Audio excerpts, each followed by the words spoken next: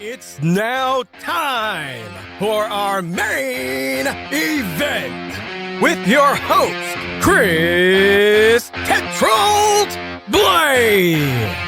Welcome to Once Upon a Turnbuckle. Welcome back to another very special episode of Once Upon a Turnbuckle, and yet again we are delving behind the carnage with another spotlight episode on the superpower that is Pro Wrestling Karnage, with one of their sort of up-and-coming young studs, as it were, now, superstar Jimmy Taylor. Welcome to the show, mate. Hello, you're making me blush. Got started yet. So thanks for coming out. I've already complimented you on your t-shirt. So, you know we're starting on the right foot. That's all good. So there are a couple of things that I will bring up throughout the course of this once we we'll go back in time first slightly, like I like to, and then we'll talk about what's going on at the minute, because you're involved in one of sort of the hotter angles happening, I think. Oh yeah, in Pro Wrestling Karnage at the minute. So we'll unpack that, and we'll see how much of an angle it is, because you never know. But let's kind of, like I like to, let's roll it back, set the scene to begin with. In terms of wrestling and yourself, when did that relationship begin? When did you first discover it for yourself? I think I was about 8. I remember watching my first episode all the way through. It was a SmackDown. I think it was the one after WrestleMania 19. I think a tournament for Backlash 03 to face Lesnar for the title. I remember it all inside and out. First match was Mysterio take a big man, little man, and I was like, just got carried away with it. I was a bit late again into it, maybe compared to all the Attitude Era stuff. I was still aware of, Rock, Stone Cold, Triple H. But I think I got into time then when Guerrero, as you can tell with the t-shirt, and Van Damme, I just swept away with them, to be honest. Those two have always been my favourites, and I always stand by that. So those are probably the earliest memories I got of wrestling, those two especially. Cool. And what place to start as well, because with myself, obviously completely different era I grew up with, and I kind of saw the genesis, as it were, of like the cruiserweights and that, with Rey Mysterio coming in, Eddie Guerrero and RVD back in the early days. With you discovering it when they're there, that's really starting off at a good point. Yeah, of course. I think with Guerrero and Van Damme being my favourites, I must have just felt froggy growing up. Did you? How many times? Or you probably not how many times, but did you attempt a frog splash off the sofa or something? The amount of times I got pictures of me, videos of me doing frog splashes on my sofa. I think when I had MSN when I was like 8, I think I got one doing a diving head in the midair as well. So I know those two are probably my favourites, and I know frog splash is such a good move. You had the best one though. I don't know. They did a feud about that as well, and I can't separate the two, because I think at the time you got Van Damme. He comes in and back out. Guerrero's got more of that shuffle. And they had a good old story about it. So I say Van Damme come off better on that during that. I think it was that IC title feud. So we'll just go with the storyline and say it was him. Yeah, because I remember, again, you mate, if you've gone back to like the Attitude Era kind of thing, D'Lo Brown was like the WWF's version of the frog splash up against WCW, and Eddie was there, I suppose. I don't know, you can't really compare. I know you throw like Montez Ford into that now, and he does a 180, 360, and the height he gets is ridiculous. But different eras, it's hard to compare. Sorry, I got some dogs barking. Never work with animals or kids. I might have my kids in the background at some point, so it's fine. No. But cool. So obviously, let's say, so you're fans of the smaller guys. Yeah, same with me, I suppose. If I could ever envisage myself as a wrestler, it was because of my stature. It was always going to be sort of that end of the scale. Yeah. Is that jumping forward a little bit, I suppose, to when you eventually got in the ring yourself? Was it those guys and their particular style that kind of influenced you more? I think it's always been more the character rather than maybe the size and stature. I love the whole creative process and the gimmick side of everything. Guerrero isn't really the tallest guy. You wouldn't think that just because of the way he was built. And Van Damme on that side, he was legit. Like, he'd kick people's heads off if he wanted to. So I think it was just more they were larger than life in terms of just what they wore, what they brought to ring, just their character. And, that's probably the difference of making yourself, larger than life from that. So I think it's always what I've seen more of the character rather than maybe stature and wrestling style. Okay, that's cool. So in terms of you then wanting, you growing up watching it as a kid, when was it that you started to think seriously? I mean, I think we all grew up seriously thinking we could do it.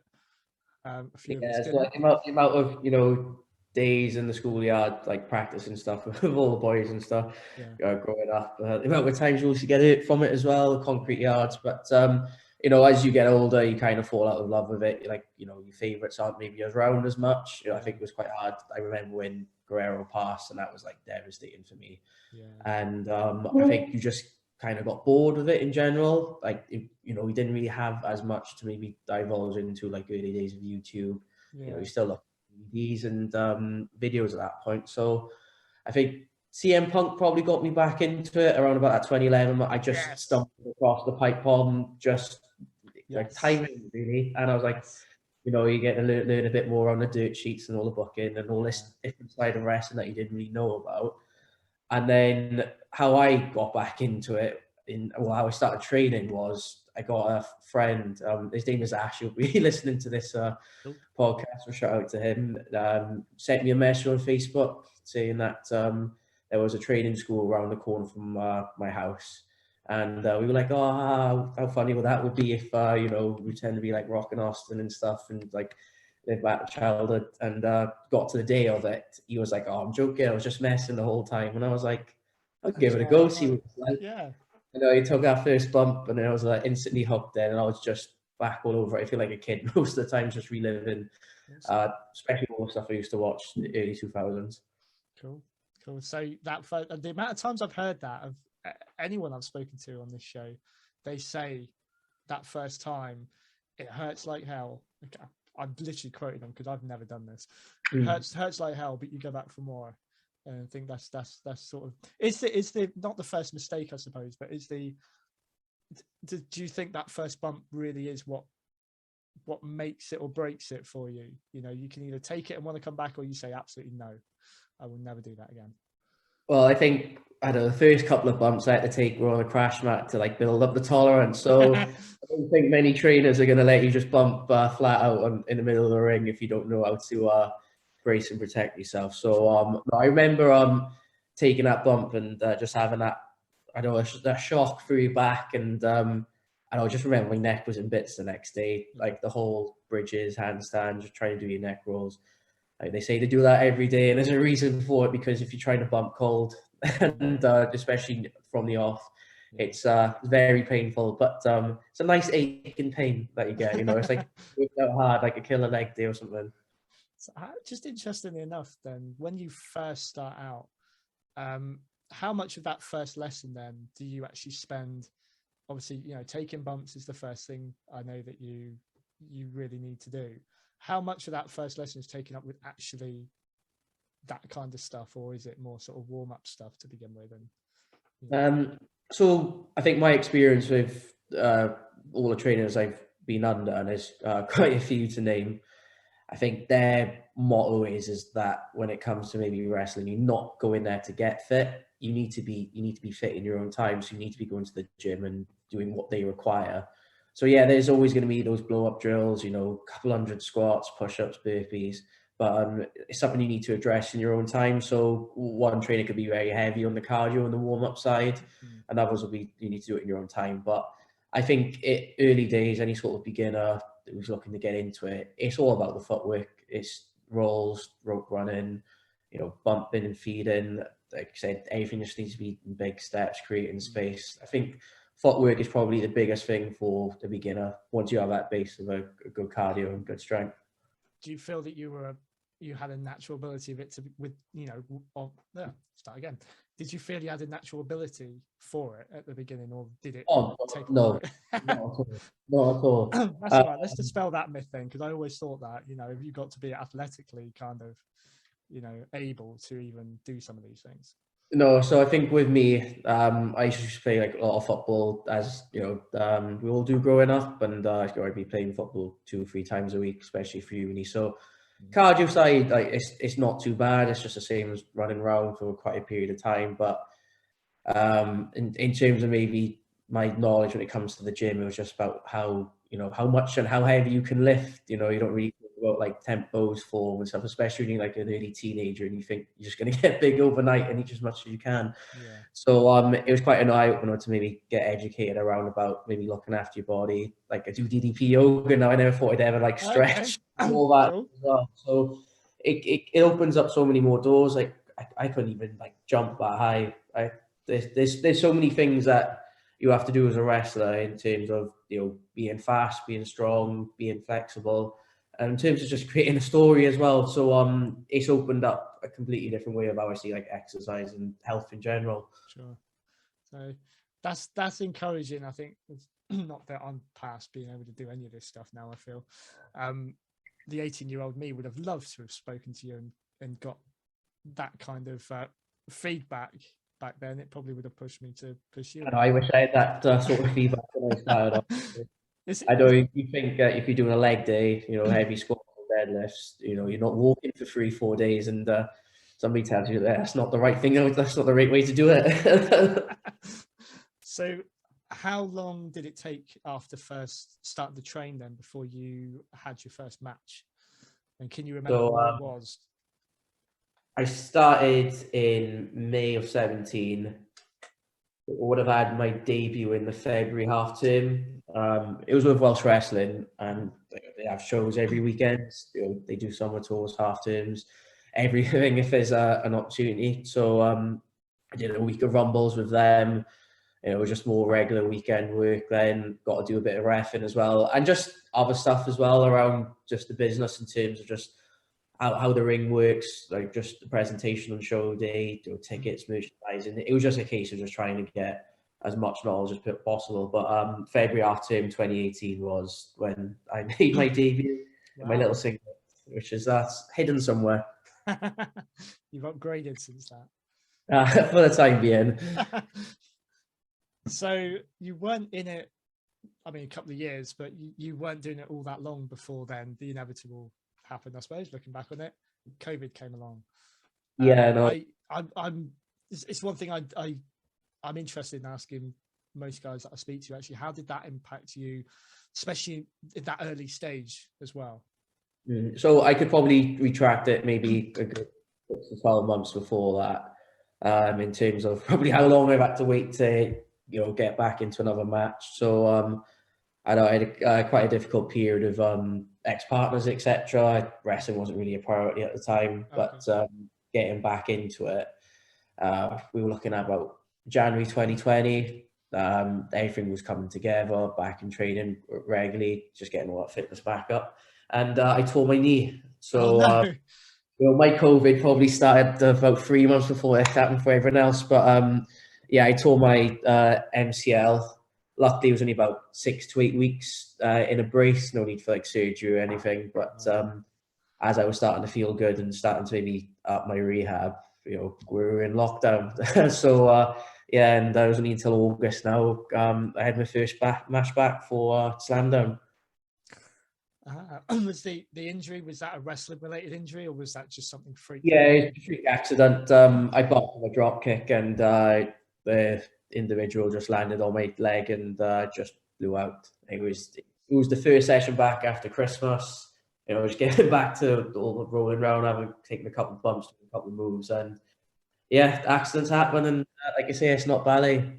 Well, no, I was just about to say, actually, to everyone out there, anyone watching this who still says, what's the big deal? It's fake. The results aren't. The risks aren't. That's what I should say. So, but you're back up and running now.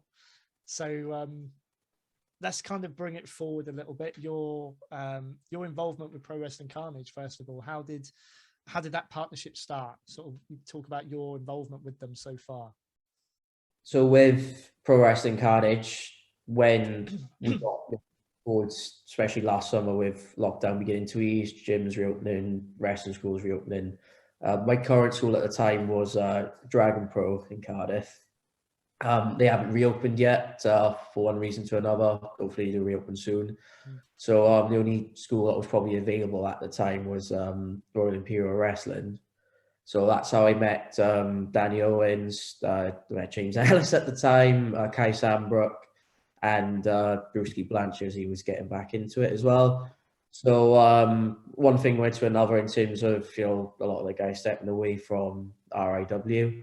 And then I got the opportunity to maybe get on this little Karnage bus that everyone's on at the moment. And I'm not going to say no to an opportunity. And there we are by January or February. I signed my little contract for Karnage. Yay. So you, correct me if I'm wrong, you weren't part of the First Mutation event. And there's a reason for that, I understand. A certain someone decided to put you on the shelf.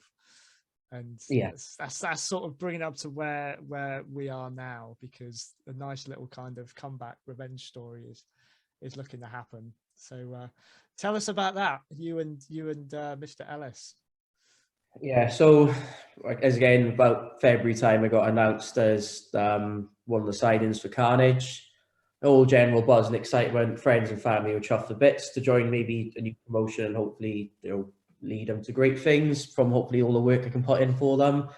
And I did a little bit of fun on the side, just a couple of little training videos about the first show and how the winner of the eventual Battle Royale at the time was going to face Danny Owens to become the first champion.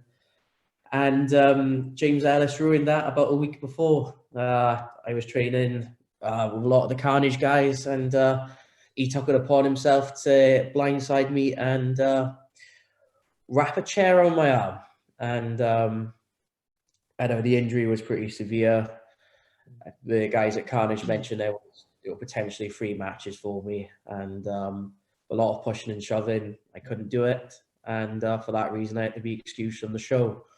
So as recently announced, depending on when this goes live, today's Wednesday, it has been announced that me and James Ellis will be going one-on-one October 30th at Pencoed Welfare Hall. So it's about time I'm going to get some revenge. There you go. Looking forward to that. I will put this out there as well. There is a seat available if James Ellis wants to come on and have a chat, get his side of the story. A bit like I offered right now that, I'm on this before him. He's got to be everything. He's got to be best at everything. First come, first served. So there we go. There's a seat here for you, James, if you want to come on. I offered Danny Owens the opportunity after I spoke to Cayman to sort of give his side of the story, and that was quite fun. So you look at, obviously, is this your first official run out with Karnage? I suppose it would be, wouldn't it? Yeah, so this would be the second choice. This is the first.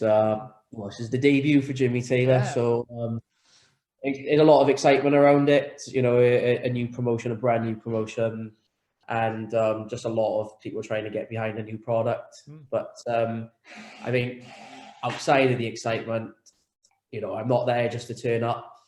Somebody injured my arm and cost my opportunity to debut on the premiere show.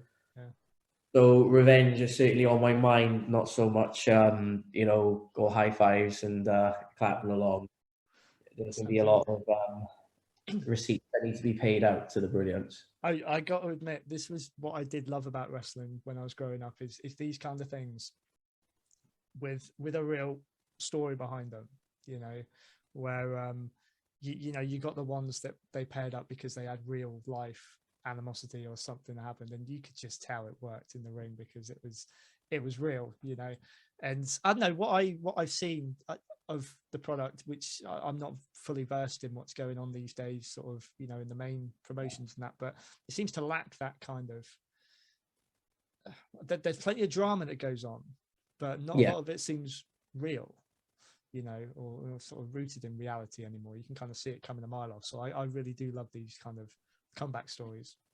Yeah, no, I think I'm in agreement with you on that. I think if you go back to like any sort of, even like Attitude Era, Ruthless Aggression, if you had like a headline match that was happening, you'd have a good 2-3 minute video. You'd have the music, all the build up to it. Like that would get you excited. And I think I agree with you now. There's a lot of that missing. Like, My Way, Austin and Rock. Like you can't, like the story it's got from just a little music video. And there's there's a lot of animosity between the two there in terms of two people who want to be the best and will do anything to be at the top. Yeah. And I think that's what me and James are going to, with two hopefully up and coming talents. And one thinks that they're going to take shortcuts by taking me out on the side, but I'm more of a fan of hard work and giving back to hopefully being that guy instead.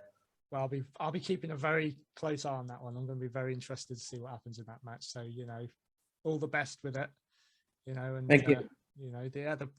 May the best man win. Those cliche, but I win, lose or draw. I am there to get my pound of flesh. Disqualified, count out, roll up. He's getting one of these, and that's the only thing that's on my mind. Is they should make it a chair match, shouldn't they? That'd be cool. I don't think it's allowed. If I had a chair in my hand, I'm sure he'll be bringing one with him. I saw the interview you did with Kai actually a couple of weeks ago. That was very cool. Yeah, so you could tell very raw. I was licking my wounds at that point, but a couple of weeks have passed since that, so it's been pretty good just to get back in the ring, get back in the gym, and the arm feels as good as new. There you go, 100% ideal. So yeah, maybe have you back on afterwards, to sort of talk about how it went and hopefully raising your good arm in victory. That'd be quite cool. So what lies, obviously after your match with James Ellis, what's your vision in Pro Wrestling Karnage? What have you got your sights on? I think with what I want to do is certainly give back to maybe a new generation in the future.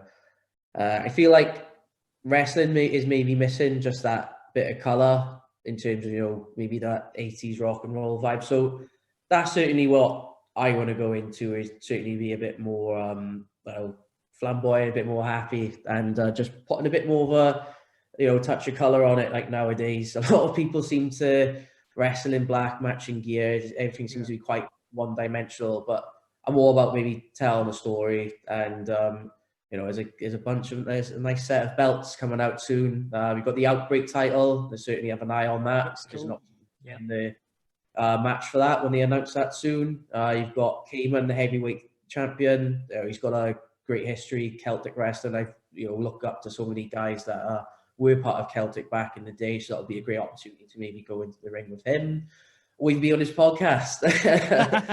And there are 2 tag team belts as well. If somebody wants to partner up with Superstar Jimmy Taylor, I'm happy to bring back some good old tag team wrestling. Cool. Is there, on that point actually, is there anyone there at the minute, or let's kind of open it up? So anyone under the Karnage banner, or anyone, if you had your choice to bring in to be a partner to go for those belts, have you got anyone in mind? So it's a good question. I'll answer it 2 ways. So if I was to answer with my heart, it would be Endlessly, because everyone just loves the guy, and everyone absolutely loves him. I don't know how he do too well. I did see his last match with Brewski Blanche. I think he got hard done by, but hopefully with a partner in his corner, we can maybe storm towards some tag team gold in the future. Outside of that, there's a great roster of people. Kenny Mantra's a really good high flyer. He's got very good style. And, we got, I can't really get in between these two, but Yer and Scare, they're a great tag team as well. I've been on Cue Balls Rambles before. There's a lot of chemistry there. I'd love to tag up with one of them in the future. But, if it's a singles goal, tag team goal, I'm certainly there to take part and try to be as competitive as possible. Awesome. So let's sort of give you an ideal, put you in your ideal, where you see yourself going. Obviously, beyond Karnage. If if everything aligned, what would be the pinnacle of your career, without, I guess, steering you towards the obvious? What would you want to achieve to sort of moment that would establish your legacy, I suppose? I think maybe short-term goals at the moment is because I'm, trying to put so much effort into this. Karnage are a new company, and I want to be, one of those flag bearers that certainly lead the company. So, outside of maybe stuff in the ring, I'm trying to do myself to maybe just promote the product as well. So if I can maybe just carry on trying to be some sort of flag bearer or poster boy in that sense for Karnage, I'd certainly put my heart and soul into trying to establish them to it, because wrestling's a job at the end of the day. You've got to you've got employers, bookers, bosses, etc. You need to be working your socks off, and if that's not in the ring, it's promoting the product as well. So certainly want to try and get Karnage to be the best as possible to my abilities for what I can do. Long-term goals, I did start off at Welsh Wrestling. Welsh Wrestling do a ton of shows. They could do about 3-4 shows a weekend. You've got the half terms and summer tours. If I know I've got a consistent bunch of work, daily or every weekend, then that's certainly great for me in terms of attainable goals. You've got the glitz and glamour of America and Japan, etc. It'd be great to maybe do like some sort of tour in the future. But you've got the day job as well to manage and all that. So we'll see. But certainly Karnage in the short term, and then long term, just trying to get more work. I think it's just a case of not waiting 3 or 4 weeks for booking. Let's get some more work in there. And I think that's probably the best way to think about it, is just trying to be as consistent and improve as much as possible. And you're going to do that if you have more matches. Yeah, that's very true. I mean, you look at the guys, I guess, the guys that spring to mind at the moment, you had Giant Haystacks and Big Daddy, which made British wrestling back in like the 80s. Yeah. Two guys that really sprung to mind that kind of got me interested in the British side of wrestling a few years ago, Will Ospreay, Marty Scurll for me, really, for different reasons. Who are your British wrestling heroes, I suppose? Are there any in particular that you still look up to, or any that were there sort of along the way that really sort of kept your interest in? I think one that stands out at the minute for me in terms of just trying to study wrestlers and just try and get inspiration from different generations was there's a gentleman called Les Kellett from World of Sport. Yes. I think he's fantastic. I love him. You'll notice there's a couple of moves that he does that current wrestlers do. Moxley does the whole hangman into the clothesline. I'm doing the move now. You can do it for the headbutt, and you can just tell there's snippets from World of Sport that people have put it into their own, and that's something I'd love to do. So Les Kellett and a lot of the guys from World of Sport are big inspiration. And maybe more modern for British wrestling, everyone loves a bit of Regal, just in terms of how vicious and methodical he can be in the ring. But outside of that, the character, the commissioner, him and Tajiri, he could do everything. And I think he's a hell performer. I think a lot of people forget that these great technical wrestlers do have a good character as well. Yeah. It's so good to be diverse. Daniel Bryan, for example, he can do anything. You got quite a likeness to him as well, not just a beard, but I think I've got up hair and top. It's funny actually, because a few months ago, talking about William Regal and World of Sport and that, I got to have Marty Jones on the show. Yeah, that was a real honor. And one thing I said to him was about Regal when I was growing up, and he was Lord Steven Regal in WCW. I could not stand him, but it wasn't that I thought he was rubbish or anything like that. He just really the character got under my skin. I guess that's when you've got a winner. Yeah. Really. And I think a lot of I know when it comes to heels nowadays, there's so many heels I used to maybe hate as a kid that I just couldn't stand, and now you watch him back and you're like, I love this. I love what he's doing. I couldn't stand Triple H at the time. I just thought, he wins and gets away with everything. Just the way his matches were with Michaels, probably during that time, everything was slow and methodical, and just the whole, Michaels was always great for having your heart on the plate and stuff. So if you're a heel and growing up, you despise them, then you're doing your job right, I guess. Exactly. And it's not about being the cool heel all the time. Sometimes if you know, you want to turn the channel or go away, you're doing your job, I guess. Yeah, absolutely. I when I grew up, I couldn't understand why anyone would want to be a bad guy, but sort of as I've got older, I think they're probably the ones that I appreciate the most, because you know, you wouldn't have such a fan favorite if you didn't have a good heel. Really. Oh no, like you said, once you start like getting more into like how the business works, and rather like as a fan, you get like the whole side of it, why people do it, and like the whole story. But then sometimes you do miss like of like, you know, escaping the reality of like, oh come on, why can't this guy just win? Give him a break. Oh, why is this guy always cheating? But that's probably why it was such a big part of everyone's childhood, is just, you know, being lost in that moment. Yeah. And anything could happen, especially during the times where we grew up with the product. Yeah, absolutely. Yeah. Say what you will about how it is today. I mean, the good thing is, I don't know, we'll get into this. This is one of my bonus questions, really. So I will, you know, withhold your opinion on it. But what AEW is doing, you know, very much harks back to, for me, if I was a wrestling fan today, you know, having grown up when I did, it would be like WCW is back. There's finally that competition, which the industry greatly needed. It was the one thing that really sort of, I wouldn't say ruined it, but it kind of killed it for so many years, as you just had one, and he could pretty much do whatever he wanted to and get away with it because he was the only option to watch. Yeah. I think they've got to be careful now, really. So let's fire a few quick fire questions at you then. Let's steer it that way, because I'll have some fun. So let's get your opinion then at the moment, WWE or AEW? I'll always be WWE. I don't think my stance will change on that.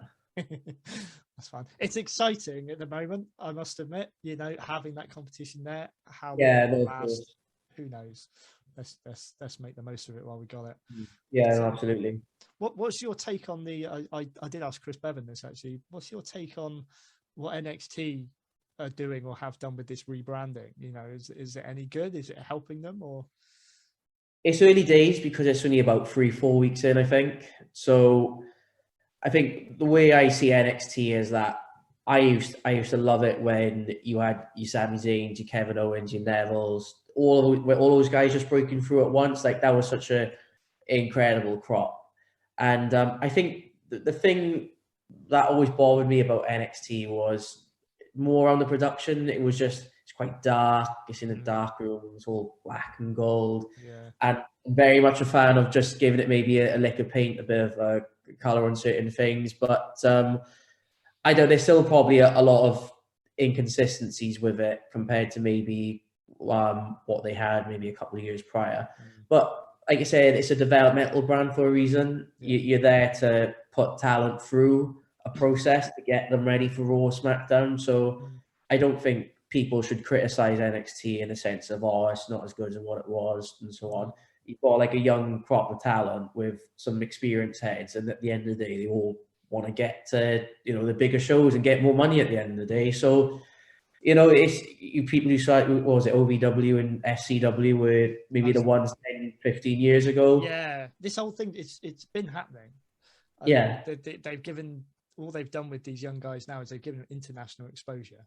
Yeah, they've got the pressure of live international TV now, and I don't. You should be looking at NXT as, of course, it is an alternative because a lot of the wrestling is, you know, a lot more high risk, and there's maybe some more smaller guys on the roster. But again, its purpose is to get people for the big time. You know, they have a lot of athletes that come in through that have no wrestling experience.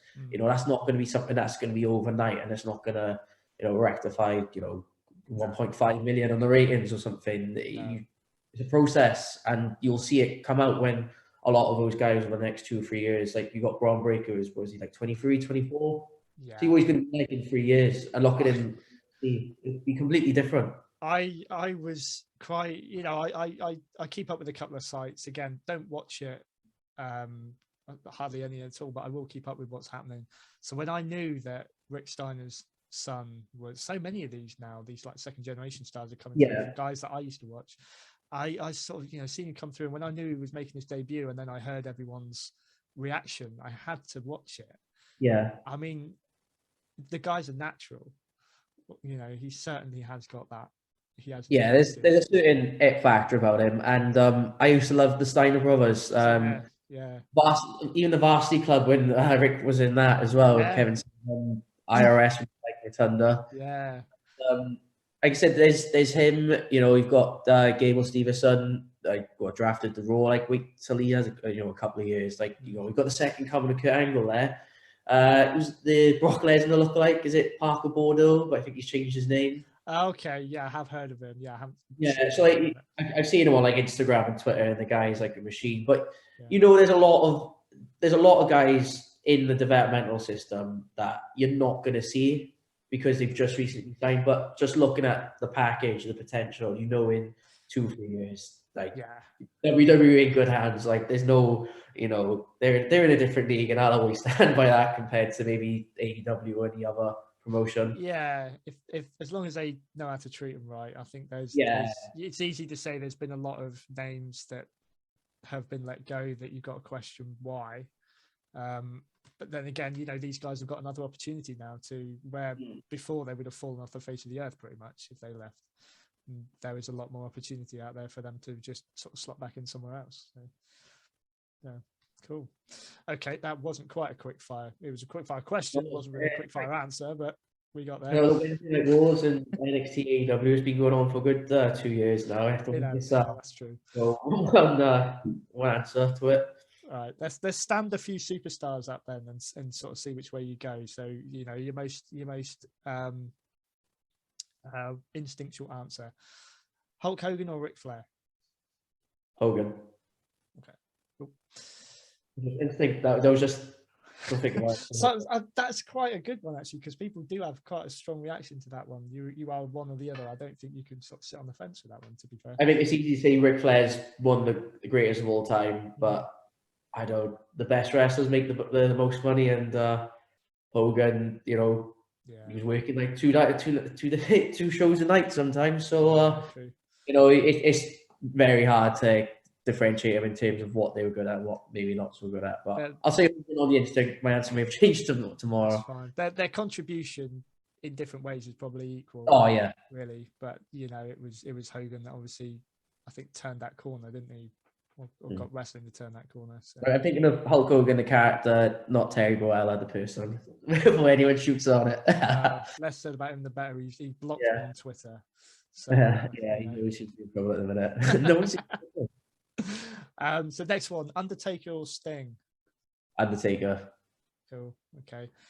So it would have been an Undertaker win if they ever met. I mean, it would have been too late anyway. Fair enough. This has become a favourite of mine actually, because I quite like hearing people's answers to this one. So your Mount Rushmore of wrestling. So 4 people who you would put up there, and I've kind of changed the rules. I think Kai, I let him have a 5th because he had a manager, and I went with that. But then I think I said in my last one, no, managers included. So yeah, 4.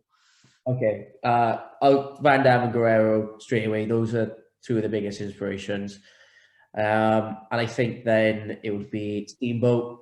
I love any sort of Steamboat match. Him and the Flair trilogy. One of my favorite matches is him and Rick Rude. They go about 30 minutes an Ironman match, and Rick Rude's my 4th person on that. So that's a straightforward one. I like it. Actually, that's different. Yeah. No, I'll be with all of those. Yeah, Rick Rude's one. Didn't appreciate him at the time.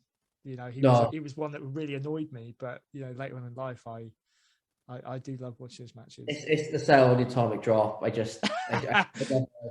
know, and it's just ironic, really, that back injury was what he. Yeah, I might have stole that cell, but I love just the whole. He's just limping around for hours of it. It's a bit like it's like Ric Flair's kind of flop where he walks out the corner and then just kind of face plants. It's so over the top, but I've heard someone say it before, and I can't think who else. There was another wrestler I think that was referenced as well, where they have these spots where if you see them live and they don't do them, you feel cheated. Oh yeah, of course, it's part of the show. But taking an atomic drop, it's a knee to the tailbone at the end of the day. There's not much muscle protecting that. So no, exactly. It should hurt. So he's probably the one that actually, made it more realistic. It's you could have an ounce of fat and no wonder it was so bad. I was sort of growing up. Bret Hart was he was always one of my favorites anyway. But I thought he could sell. If you ask me the question of Bret and Owen, I can't separate those two either. I wasn't gonna. No, maybe I should introduce that one, but no, I'll leave that one for now then. But yeah. I'm with you there. I remember watching WrestleMania 10 and I couldn't pick a winner. Yeah, I just enjoyed it. Really. Yeah, and I love the closing credit to that as well, when he's just overlooking that as well. It's such a good different ending to a WrestleMania, but it's such a good story for what they go into. That whole year, I did a show on 94, sort of quite early on in the series, and it was one of my favorite years as a wrestling fan, and the one thing that held it together for me was Bret and Owen. That whole year, that story was just perfect. Yeah, executed that. And like a diatribe of like what wrestling was, like, you still got those diamonds with those two there straight away. Yeah. So I had one in my head then. I know I'll come to that afterwards. So to finish off this is a question that I used to fire at pretty much every guest that I had.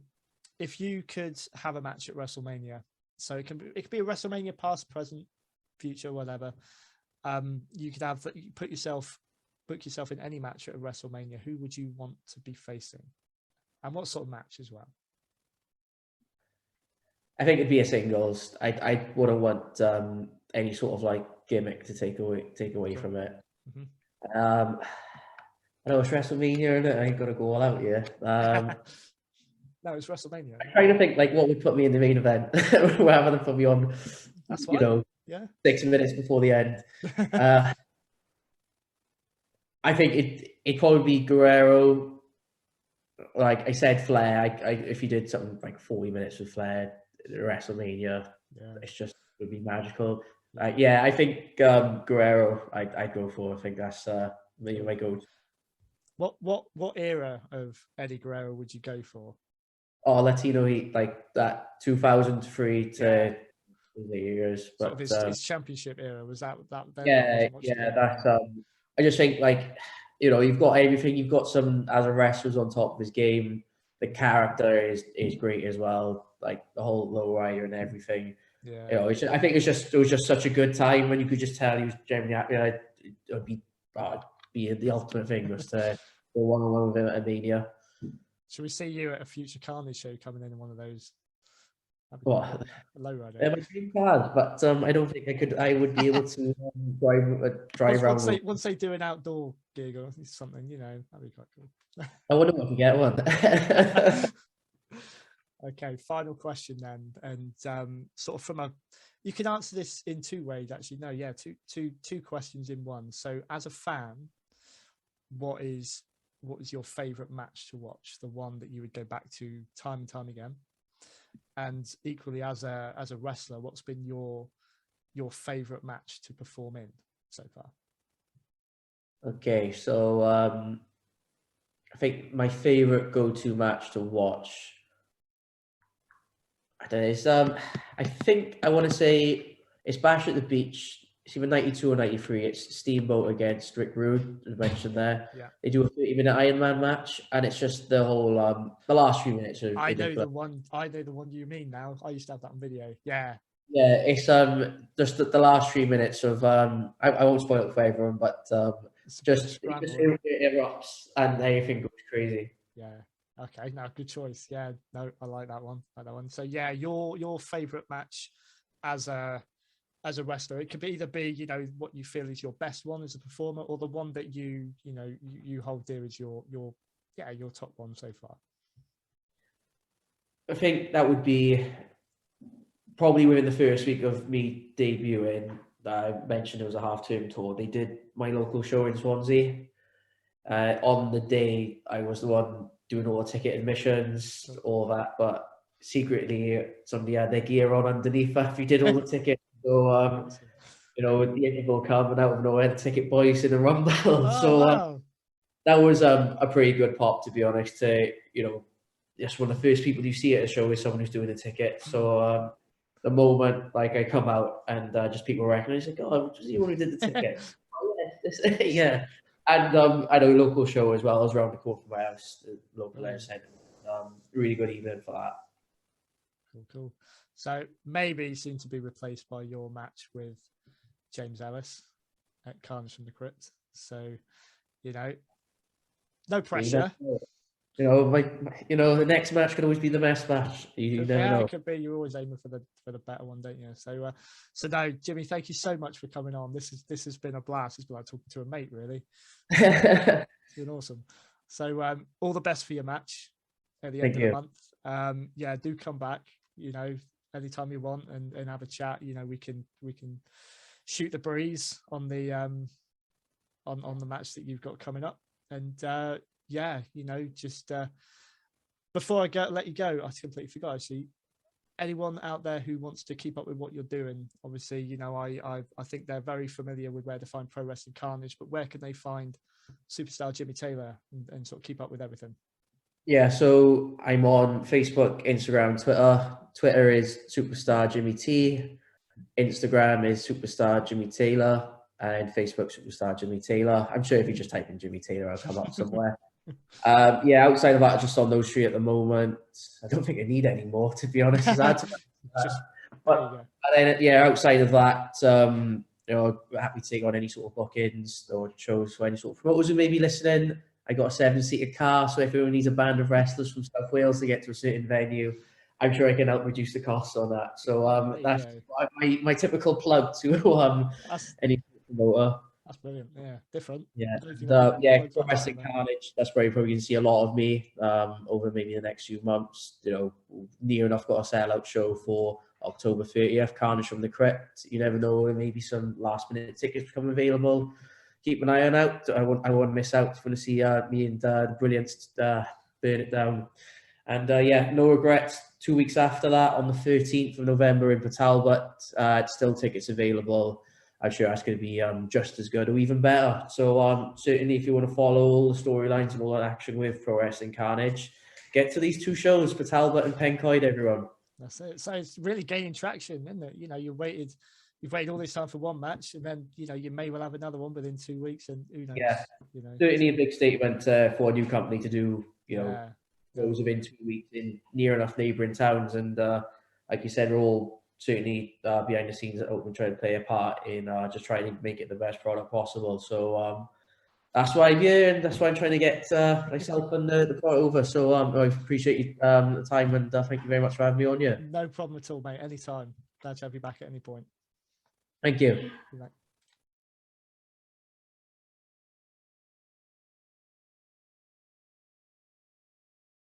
If you enjoyed this episode, please take a moment to like, share, and hit the subscribe button.